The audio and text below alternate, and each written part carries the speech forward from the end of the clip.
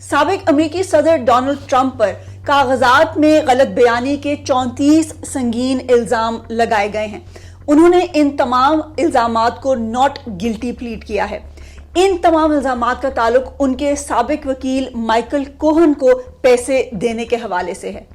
कागजात में ये पैसे कोहन की फीस के तौर पर दिखाए गए हैं, जबकि इल्जाम है कि असल में ये पैसे एडल्ट फिल्म की स्टार स्टॉर्मी डैनियल्स को देने के लिए भेजे गए थे, ताकि डैनियल्स अपने इस क्लेम के बारे में खामोश रहें कि उनके ट्रंप के साथ किसी किस्म के कोई ताल्लुकात रह चुके हैं।